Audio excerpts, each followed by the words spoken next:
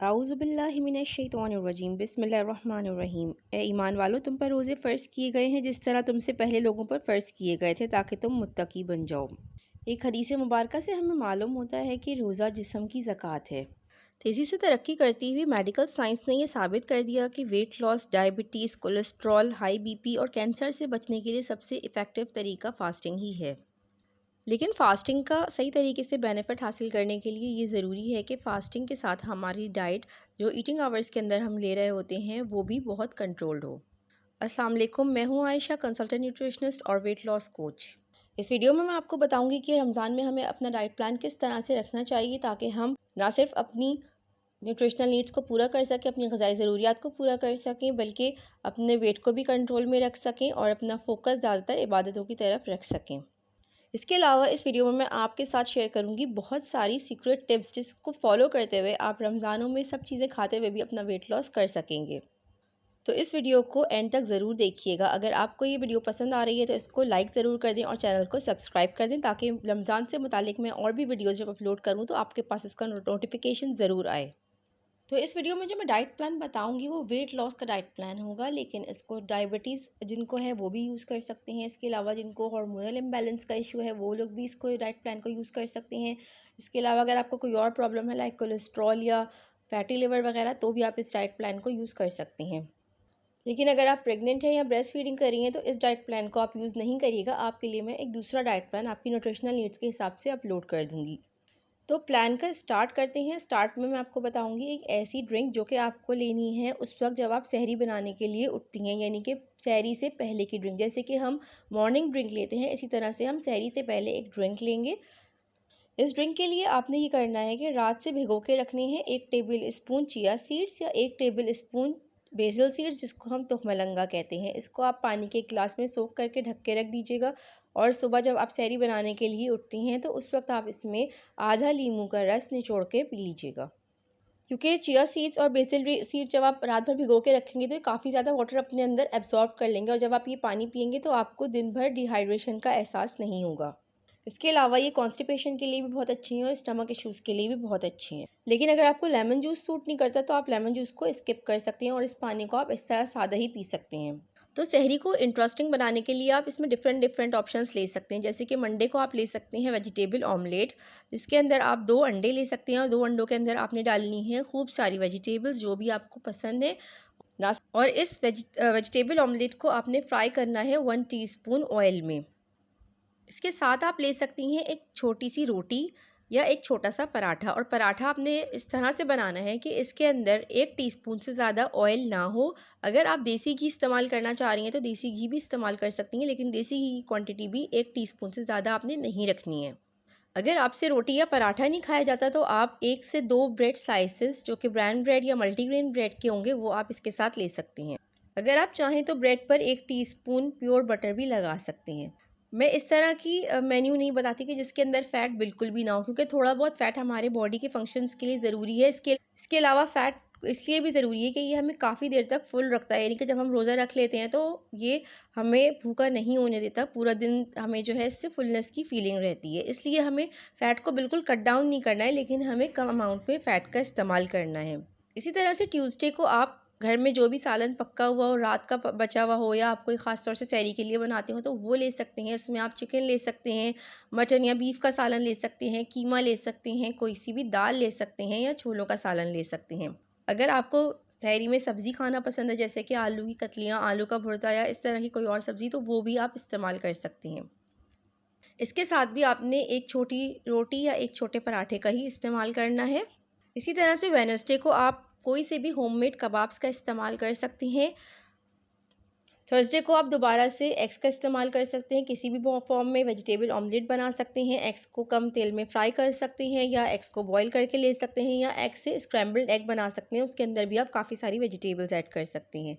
इसी तरह से फ्राइडे को आप दोबारा से कोई भी घर में पका हुआ सालन का इस्तेमाल कर लें और सैटरडे को आप फिर से कोई से भी कबाब का इस्तेमाल कर लें। तो इस तरह से अगर आप अपने पूरे वीक को चलाएंगे तो आपके सहरी में काफ़ी अच्छी सी वैरायटी ऐड हो जाएगी और आपका दिल नहीं भरेगा। इसके अलावा एक और ऑप्शन ये भी है कि आप ब्राउन ब्रेड को या मल्टीग्रेन ब्रेड को यूज़ करते हुए सैंडविच बना सकते हैं। इसमें आप चिकन यूज़ कर सकते हैं, आप एग यूज़ कर सकते हैं, वेजिटेबल्स यूज़ कर सकते हैं और इस सैंडविच के अंदर कोशिश करेंगे मायनीज़ को अवॉइड करें, उसकी जगह 1 टीस्पून प्योर बटर का इस्तेमाल कर सकते हैं। तो ये तो हो गई आपकी मेन सहरी। जब आपने ये खा लिया, अपनी मेन सहरी खा ली है, तो इसके बाद आप दही का इस्तेमाल कर सकते हैं या दूध का इस्तेमाल कर सकते हैं, ये आपके अपने ऊपर डिपेंड करता है। इसके अलावा आप कोई सा भी फ्रूट इस्तेमाल कर सकते हैं। मिसाल के तौर पे आप खजूर खा सकते हैं, खजूर बहुत देर तक एनर्जी प्रोवाइड करती है बॉडी को, बहुत ज़्यादा न्यूट्रिएंट्स होते हैं इसमें। इसके अलावा आप केले का भी इस्तेमाल कर सकते हैं। ये मत सोचिएगा कि अगर हम केला खाएंगे तो हमारा वेट लॉस नहीं होगा, ऐसा कुछ भी नहीं होता। केला भी बहुत ज़्यादा हमें एनर्जी प्रोवाइड करता है, तो हम सहरी में केले का इस्तेमाल कर सकते हैं। इवन हम बनाना के साथ स्ट्रॉबेरी को मिक्स करके इसकी स्मूदी या फिर हम सहरी में खरबूजे का भी इस्तेमाल कर सकते हैं, क्योंकि खरबूजा भी बहुत अच्छा होता है जो हमें डिहाइड्रेशन नहीं होने देता। सहरी में हमें ब्लैक कॉफ़ी या कॉफ़ी का इस्तेमाल बिल्कुल भी नहीं करना, क्योंकि कॉफ़ी बहुत ज़्यादा डिहाइड्रेशन क्रिएट कर देती है। अगर आपको ऑफिस जाना है या आपको अपने काम पे जाना है, कॉलेज जाना है, तो आप चाय का इस्तेमाल कर सकते हैं, लेकिन इसके अंदर भी कोशिश करें कि चाय की पत्ती कम रखें और दूध का इस्तेमाल ज़्यादा करें। चाय एज़ यूजुअल जैसे कि आप लेते हैं, बगैर चीनी की चाय आपने लेनी है। सहरी के टाइम पे पानी का मुनासिब इस्तेमाल करें, बहुत ज़्यादा भी पानी मत पिएँ और बहुत कम भी मत पिएँ कि आपको पूरा दिन प्यास लगती रहे, इतना ज़्यादा भी मत पिएँ कि आपकी जो है वो बहुत ज़्यादा हैवीनेस आपको फ़ील होने लगे। नॉर्मल अमाउंट में पानी का इस्तेमाल 3 से 4 गिलास तो करना ही चाहिए। अब हम आते हैं इफ्तारी की डाइट प्लान पर। तो इफ्तारी के अंदर आपने सबसे पहले ऑब्वियसली जैसे कि सुन्नत नबी में है, तो हम इफ्तारी जो है हमेशा स्टार्ट करते हैं खजूर से। 1 से 3 खजूरें आपने सबसे पहले खा लेनी है। इसके बाद आप सादा पानी ले सकते हैं या कोई भी ऐसी ड्रिंक ले सकते हैं जिसके अंदर आपने वाइट शुगर का इस्तेमाल ना किया हुआ हो। जैसे कि रूह अफ़ज़ा या जाम चीनी या कोई भी इस तरह के ड्रिंक्स आते हैं या टैंग वगैरह, इनके अंदर चीनी और केमिकल का अमाउंट बहुत ज़्यादा होता है, तो मैं रिकमेंड नहीं करती कि आप ऐसी कोई भी चीज़ इस्तेमाल करें या कोई भी शरबत इस्तेमाल करें इवन, क्योंकि इनके अंदर यूजुअली चीनी ऐड होती है। घर में आप शुगर फ्री कोई सी भी ड्रिंक बना सकते हैं। मिसाल के तौर पर आप फीकी लस्सी का इस्तेमाल कर सकते हैं, आप लेमनेड का इस्तेमाल कर सकते हैं। लेमनेड में आप 1 टीस्पून स्टीविया या शहद का इस्तेमाल कर सकते हैं।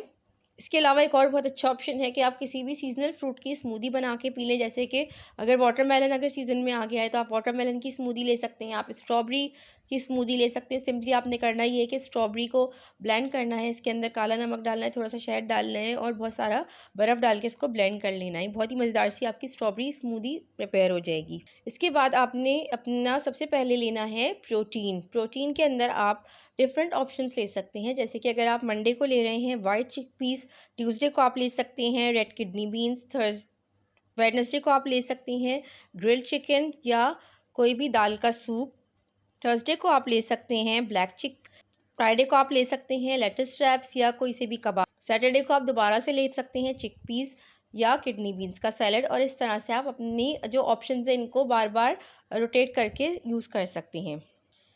इसके अलावा अगर आपको पकौड़े या समोसे खाने का बहुत शौक है, तो मैं यहाँ पर ये नहीं कहूँगी कि आप बिल्कुल भी एक भी पकौड़ा नहीं खा सकते या एक भी समोसा नहीं खा सकते।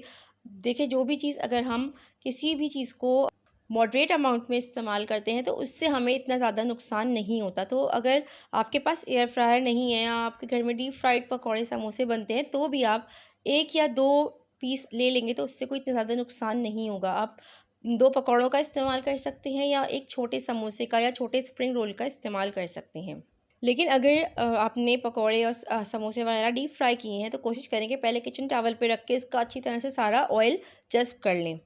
इसके बाद आप ले सकते हैं कोई सा भी फ्रूट या फलों की चाट, मिक्स चाट जो होती है, जिसके अंदर आप डिफरेंट 2 से 3 फ्रूट्स आपने ऐड किए हुए हों, ये एक बाउल छोटा बाउल ले सकते हैं।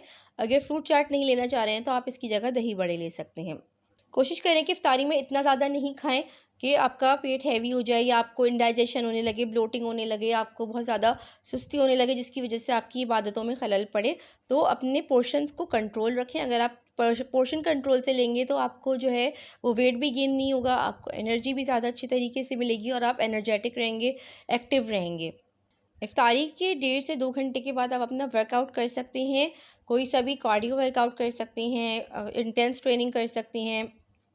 अगर आप तरावी पढ़ते हैं, तो ये बहुत अच्छी बात है, फिर आपको शायद किसी एडिशनल वर्कआउट की ज़रूरत नहीं पड़े, क्योंकि तरावी के अंदर हमारी इतनी ज़्यादा एक्सरसाइज हो जाती है। स्पेशली जो लोग 20 तरावी पूरी कंप्लीट पढ़ते हैं, तो उनकी तकरीबन 1.5 से 2 घंटे का एक ये एक्सरसाइज हो जाती है, तो इसके साथ आपको कोई एडिशनल वर्कआउट की ज़रूरत नहीं पड़ेगी। लेकिन अगर आप तरावी नहीं पढ़ते हैं, तो प्लीज़ आप सारा टाइम लेटे या बैठे नहीं रहिएगा, बल्कि आपको उठ के वर्कआउट तो करना ही पड़ेगा। अब अगर आपको रात में भूख लग जाती है तो आप जो घर में खाना पका हुआ है इसको पोर्शंस में ले सकते हैं। यानी कि आपने अपने कार्ब्स के पोर्शन को कम रखते हुए इसमें जो भी प्रोटीन है वो ले लें। इसके अलावा एक सैलेड ज़रूर इसके साथ लें, क्योंकि यूजुअली हम लोगों का रमज़ान अल मुबारक में वेजिटेबल इंटेक बहुत कम हो जाता है। तो कोशिश करें कि अपनी मील्स में थोड़ा-थोड़ा वेजिटेबल्स को ऐड करते जाएँ, ताकि आपको वेजिटेबल्स की बॉडी में कमी ना हो। और अगर आप बहुत ज़्यादा तेज़ी के साथ वेट लॉस करना चाह रहे हैं, तो आप ये भी कर सकते हैं कि डिनर में अपना कार्ब्स का पोर्शन स्किप कर दें। और अगर आपके लिए पॉसिबल हो, तो आप डिनर को पूरा स्किप भी कर सकते हैं। यानी आप सिर्फ़ 2 मील्स अ डे वाली फ़ास्टिंग कर सकते हैं, यानी कि सिर्फ़ आपने सहरी ली और अफ़्तारी ली। इस तरह से आपका वेट जो है वो बहुत ज़्यादा जल्दी से लूज़ होगा। लेकिन मैं फिर भी ये बात रिपीट करूँगी कि बिल्कुल भी ऐसा कुछ नहीं करें जिससे आपको वीकनेस हो जाए, जिससे आपको डेफ़िशिएंसी हो जाए और आपको डाइट छोड़नी पड़ जाए। हमेशा इस चीज़ का ख़्याल रखें कि वही काम करें जो कि आपकी बॉडी को सूट कर रहा है।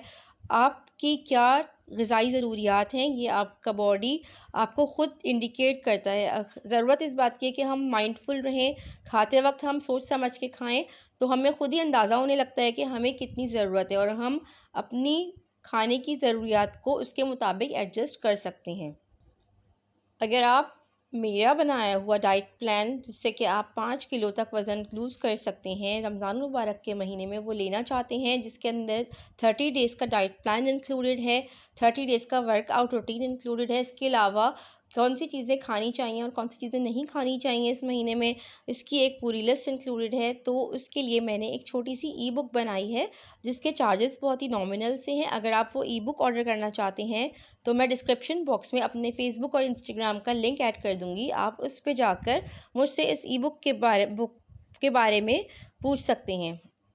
इस ई बुक से आपको बहुत ज़्यादा हेल्प मिलेगी अपनी तमाम तर डाइट को प्लान करने में और अपनी डाइट में बहुत ही अच्छे से वैरायटी क्रिएट करने में, जिससे कि आपको डाइट करते हुए बोरियत भी नहीं होगी, आपको ऐसा फ़ील भी नहीं होगा कि आप डाइट कर रहे हैं, लेकिन आपका वेट भी साथ-साथ लूज़ होता जाएगा। तो ज़रूर आप इस ई बुक को लें और ट्राई करें और मुझे बताएँ कि आपको मेरा डाइट प्लान कैसा लगा और ये आपके लिए कितना इफ़ेक्टिव रहा। अगर ये वीडियो पसंद आई है, तो इसको लाइक कर दें, इसको अपनी फ्रेंड्स एंड फैमिली के साथ शेयर ज़रूर करिएगा और मेरे चैनल को सब्सक्राइब कर दें, ताकि अब मैं जो रमज़ान मुबारक के मुतालिक और डिफरेंट वीडियोस करूँगी, वो भी आपको उनका अपडेट मिलता रहे। अपना ख़्याल रखिएगा। Have a blessed Ramzan. अल्लाह हाफ़िज़।